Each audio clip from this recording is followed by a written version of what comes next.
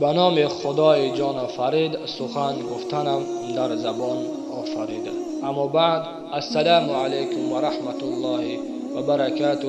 پدران و مادران اول قدر و برادران و خواهران اهل اسلام من، بنده امروز خواستم بر شما یک قصه بسیار تاثیربخش را بیان کنم.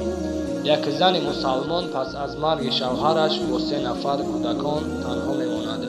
این زن در هیچ جای کار نمیکرد و هرچند در کافتگاه کاری بود او را به کار نمیگرفتند. روز به روز احوال زندگیش با کودکان وزنی میشد، اما به او کسی دست یاری دراز نمیکرد. کمتر آن زن کودکان از گرسنگی نمیرند، مجبور شد به تلبندگی دست زند. او به کوچه برآمد و خواست از مردمانی که نمیشناسند یاری طلبد. از چند کوچه گذشت و دید که نزد مغازه‌های کلان یک نقلیات مسافر خود را فراورده ایستاده است. چونین او مسافر فراورد ممکن او تواند کمی هم به من یاری دهد. گویان به نزد آن نقلیات مسافربر رفت و یک چند روز بود او غذای نخورده بود. از همین سبب دست و پاهایش مدار نمانده بود. وقتی نزد آن مسافربر، نامش حسن بود، رسید، تمام قوه‌اش را جمع کرد و با آواز لرزان و گریه‌اش را داشته گفت: از برای رضای الله برای کودکانم یگانه خیر کنید. گر من خودم تنها می بودم تیار بودم بمیرم از گرسنگی، چون آبروی خود را داغدار نکنم، اما من نمیتوانم بی‌پروایانه آب دیده کودکانم را ببینم. از شما خواهش میکنم از برای رضای الله یگان یاردم رسانید. این زمان شیطان لعین به گوش حسن فکر و عقیده پلید خود را خواندن گرفت: تو چی این گدای کوچگی را گوش میکنی؟ همه کوچه ها از این گونه گداها پر شده است و همه‌شان پول نمیرسد. رو به خانه، چون زنت منتظرت است. اما حسن انسان بود با ایمان و با تقوا و در چشمان آن زن حقیقت راستگویی را دید. دیگر آن زن از برای رضای الله میخواست، پس این وسواس شیطان را مغلوب کرد. آن زن هم به تلبنده مانند نبود. چشمان آن زن درخشیده وقتی حسن از همیان خود پولی کلان را برآورد و او داد. وی نمیتوانست که از وی چه خیل منتداریش را بیان کند، اما نتوانست چون حسن حرکت کرد و چون در تاریکی ناپدید شد.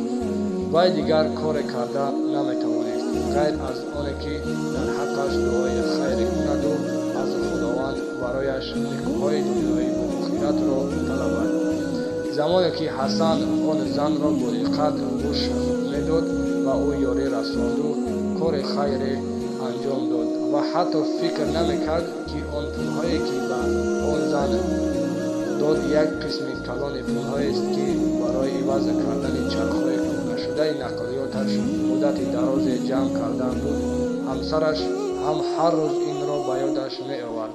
آن روز هم همین طور کرد. این زن در فکر شوهرش بود که با یگان صدمه نافتد و این چرخهای کهنه در نقلیاتش بوده.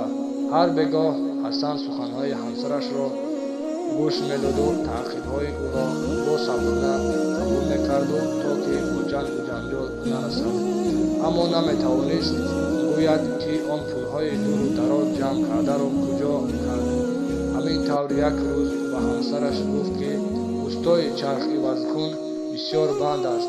با او مصلحت کرده است تا همین تیز سبک شد کاری او حتما چرخهایش را عوض میکند. یک شب وقتی او از کار برگشت از همسرش شنید که میگفت استا آمده گفت که تو به فلان سراغه روی و چرخهای خود را عوض کنی. حسن از شنیدن گفته‌های همسر سخت در حیرت شد. در جایش حیران شد اما به همسرش این را وانمود نمیکرد. او گویا با همین استا مصلحت کرده باشد و به همسرش اشاره کرده سر جنباند. سراغه را هم که در کاغذ نوشته شده بود با ناشناس بود. آن شب گویا 1 سال گذشت چون او را خواب نبرد و حیران بود. از گفته‌های همسرش گفته بود. او را سوال عذاب میداد: این کی باشد و از کجا باشد فهمیده باشد که من باید چرخها را عوض کنم. سحری بروقت، حتی سحری نکرده اولین شده با آن سراغی که در کاغذ نوشته شده بود رفت. او به استخانه در آمده آن استا را یافت که دیروز به خانه اش آمده بود. استا کاغذ سراغه را در دست او دیدن زمان از او پرسید تو مسافربر حسن هستی؟